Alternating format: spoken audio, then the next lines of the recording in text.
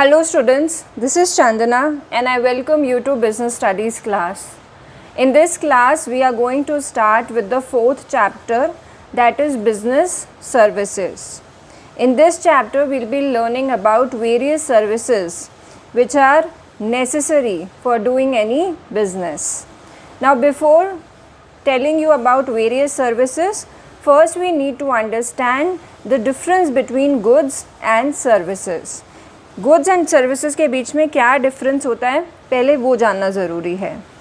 Okay, goods are tangible in nature. Goods are tangible.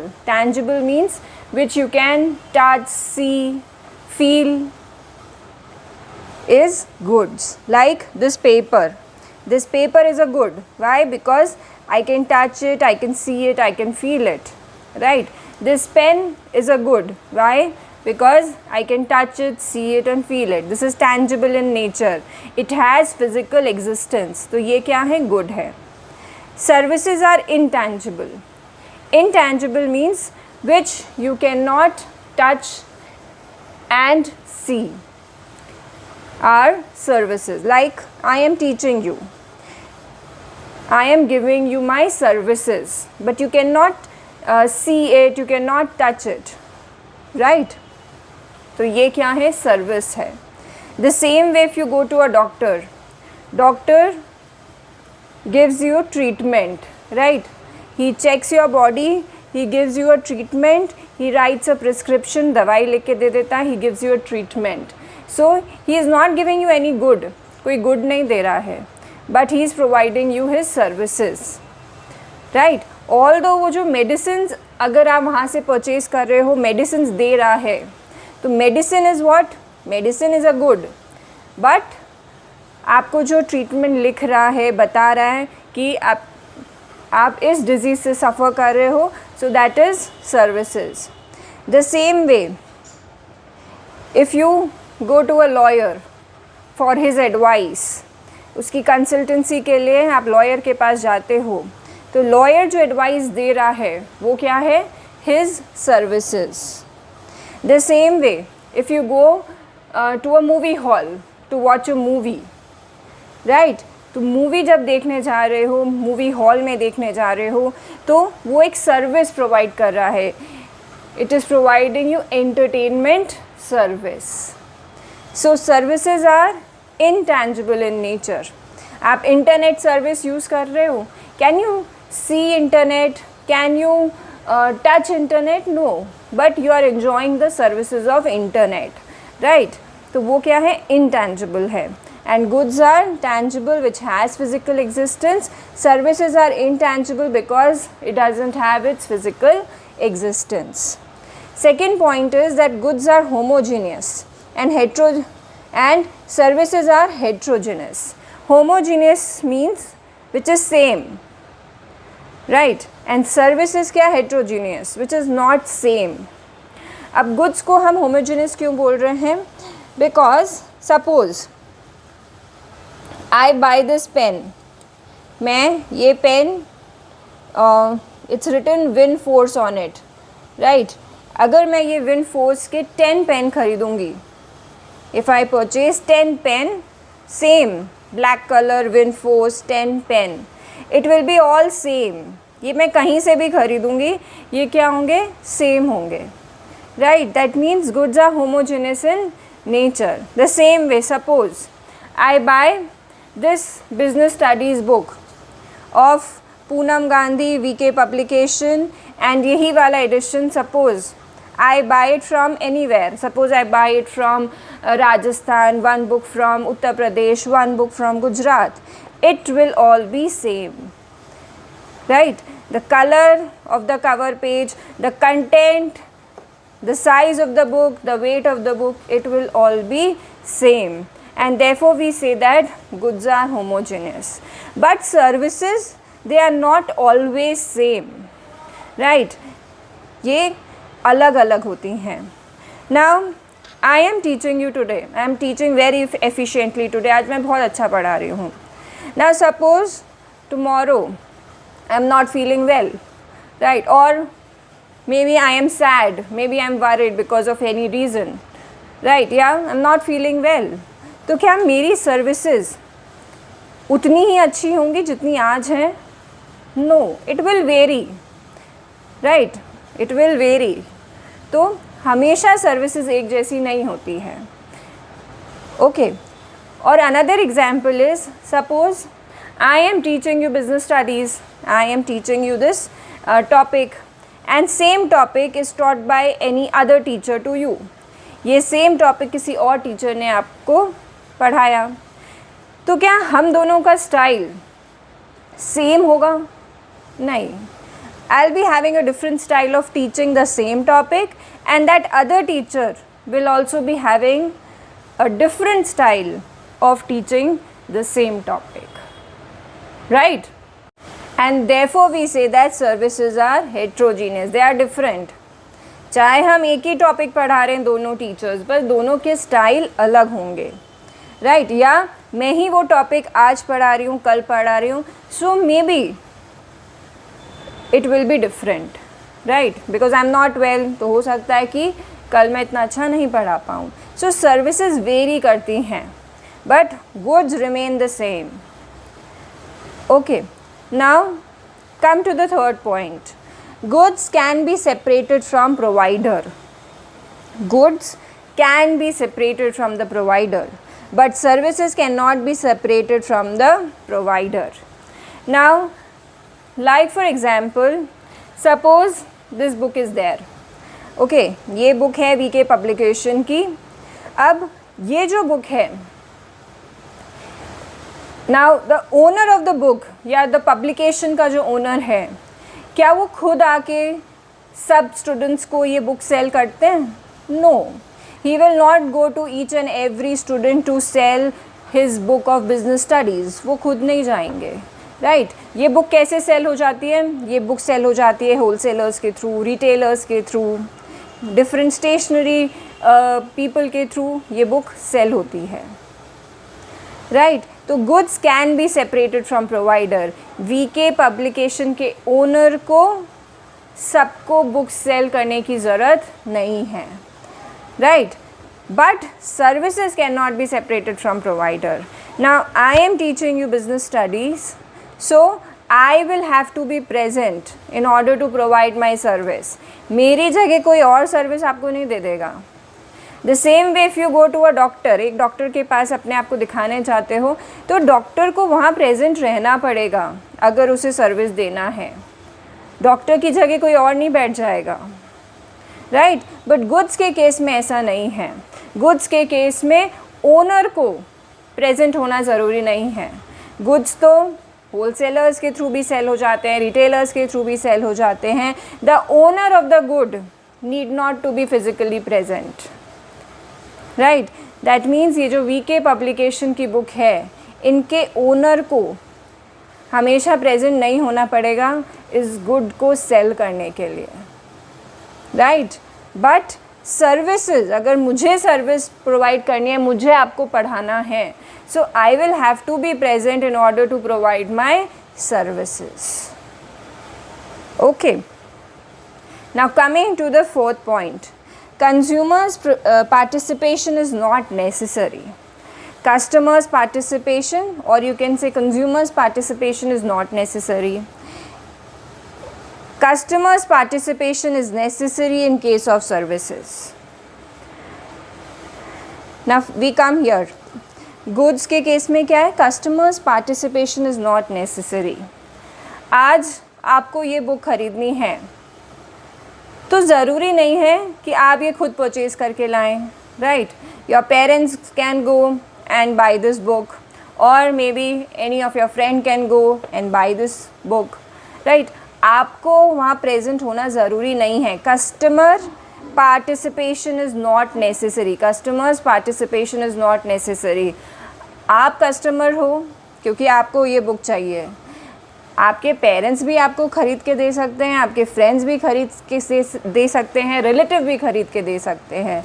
That means customers participation is not necessary, but in case of services customers participation is necessary. आज आपको business studies की services चाहिए, you want to gain knowledge about business studies, right? So you need to be physically present in order to take my service. Okay आप ये नहीं बोल सकते अपने फादर को कि आप चले जाओ स्कूल, आप बिजनेस स्टडीज़ पढ़ के आ जाओ. No, you will have to be physically present if you need my service, right? Now suppose I am not well, मेरी तबीयत ठीक नहीं है, तो क्या मैं अपने पेरेंट्स को डॉक्टर के पास भेज सकती हूँ कि आप जाओ अपने आप को दिखा दो एंड मुझे दवाई दे देना? No, I will have to be present in front of doctor to avail his services. जो मुझे डॉक्टर की सर्विसेज चाहिए तो मुझे वहाँ खुद प्रेजेंट होना पड़ेगा, क्योंकि डॉक्टर मुझे को तो चेक करके दवाई देगा. सो customers participation is necessary in case of services. Okay, fifth point is inventory can be maintained. Obviously, now first we need to understand what you mean by inventory. This word you must have done in accounts also. Inventory means is stock, maintaining stock. Goods का stock maintain करा जा सकता है, right? This we all know कि goods bulk में produce करे जाते हैं, उनका स्टॉक मेंटेन किया जाता है. Wholesaler maintain large amount of stock, retailers maintain less amount of stock, और कस्टमर्स के पास तो और कम स्टॉक मेंटेन होता है. But do you think that the stock of services can be maintained? Services का क्या स्टॉक मेंटेन कर सकते हो? No, you can not maintain the stock of services.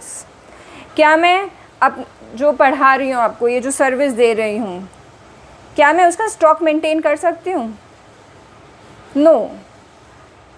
मुझे जब सर्विस प्रोवाइड करनी है उसी समय मैं सर्विस प्रोवाइड करूँगी. मैं ये नहीं कर सकती कि मैं पहले से सारा स्टॉक मेंटेन कर लिया सर्विस का, राइट? आज मुझे अभी आपको सर्विस देनी है तो मुझे आज ही आपको पढ़ाना पड़ेगा. At this moment I will have to teach you. मैं पहले से ही पूरा स्टॉक मेंटेन नहीं कर सकती हूँ, right? Therefore we say that the stock cannot be maintained of services. So I repeat once again, student, this topic is very, very important. Goods are tangible in nature because it has physical existence. Services are intangible because it doesn't have physical existence. Goods are homogeneous, they are all same. Right? ये pen खरीदने जाओगे, ऐसे अगर 10 pen खरीदोगे, ये 10 pen एक जैसे होंगे, right? Services are heterogeneous, they vary, they are not same, right? They differ. Goods can be separated from provider.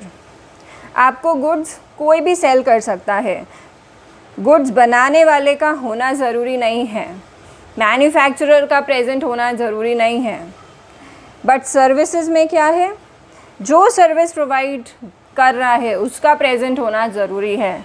If I am teaching business studies to you, then I will have to be physically present in order to provide the services. Okay, coming to the fourth point, customers participation is not necessary. Goods आपकी जगह कोई और भी खरीद के आपको दे सकता है, आपका गुड्स खुद खरीदना ज़रूरी नहीं है. But in case of services customer को प्रेजेंट रहना पड़ेगा in order to take the services. Coming to the last point, stock of goods can be maintained but stock of services cannot be maintained. You have to provide the services at the very moment. जब service देनी है तभी service देनी पड़ेगी, आप पहले से stock maintain करके नहीं रख सकते हैं. So students, after the difference between goods and services, now our next topic is banking services, right? As I had told you that in this chapter we will be learning about various business services. So the first business service is banking services. Now what is a bank? Bank क्या होता है? Bank is an institution, or you can say it's an organization which performs main two functions, and those two functions are accepts deposit and lend money. Bank एक organisation है जो mainly two functions provide करते हैं. These are actually the most important in the main function of a bank. First is accept deposit. Accept deposit from people who have surplus money. जिन लोगों के पास पैसा ज़्यादा है, सेविंग्स हैं, वो क्या करते हैं? They deposit their savings in the bank. In return, what will bank pay them? In return, bank pays them the interest. Right? तो जिनके पास सेविंग है वो क्या करते हैं? बैंक में अपना पैसा डिपॉजिट कराते हैं. एंड इन रिटर्न बैंक उन्हें क्या पेमेंट करती है? इंटरेस्ट.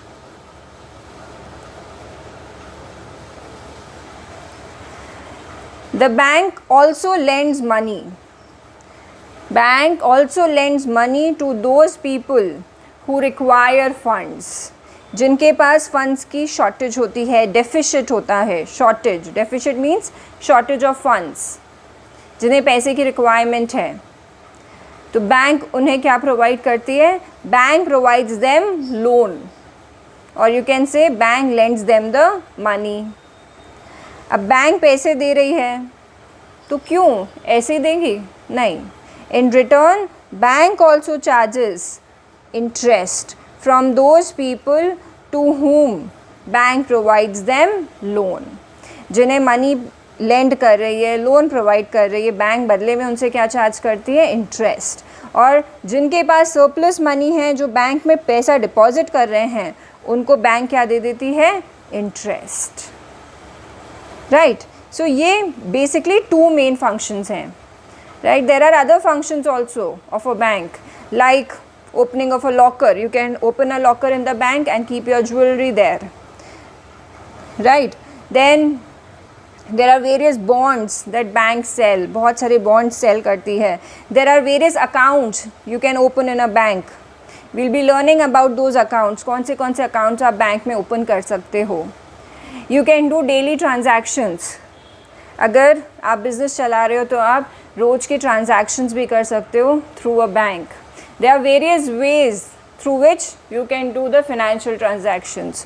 वो सब कौन से वेज हैं? We'll be doing it in like further topic.